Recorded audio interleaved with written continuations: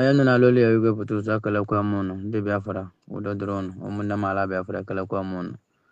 ụmụnne m ndị ihe ọma na-amasị ekelekwa m unu onye nọ n'ala olu ya igwepụta ụzọ asị m ka ụbọchị taa mara anyị na mma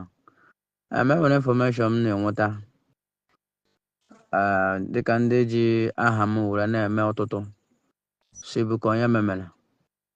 so onye debere onye memere ihe a beziri nwa gọọmenti and otu gọọmenti ahụ ka anyị kwụkwana and otu ala ji ka anyị na-achụrụ efi si biko onye mara ọbụla obesi anyị aka ya ngwa ka anyị hụ na ihe anyị na-eme na-aga aga na-abụta ụzọ beziri na nwa gọọmenti and ga-abụta ụzọ belivuru ka Biafra were bịa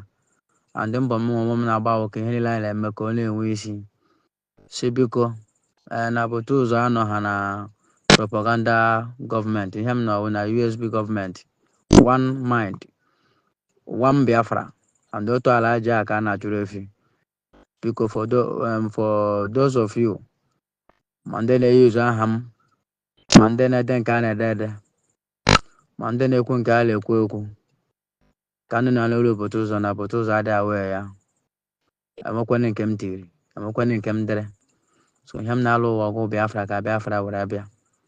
so biko aka m sị ka m kọwara unu aka m sịkwa ka m kwụrụ unu ka ozi m arụkwa onye ukwu aka rụkwa onye nta aka we must fight to get Biafra we must fight to restore Biafra which na ya ememegwele ya ememe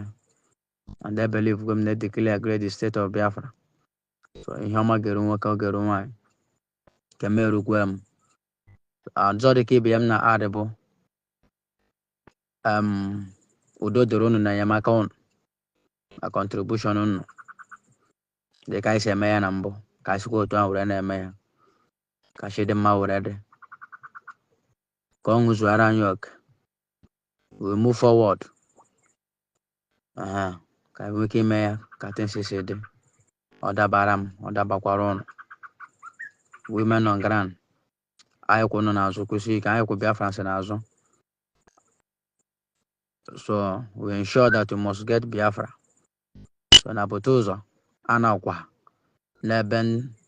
eji aha m akọ eme ihe m ghọtara eji aha m akọ bọtụ ihe mma onye ọbụla ọ sọrọ ya bụrụ ji aha m wee na-ekwu nke a ga-ekwesị ekwesị ya biko ya stọpụọ ya wapụ afa biko so that all one chain and command one order we must follow one order dịka PM siri kwuo ya one chain and command so udo dịrị unu ndewo ya gazikwere na ụmụnne m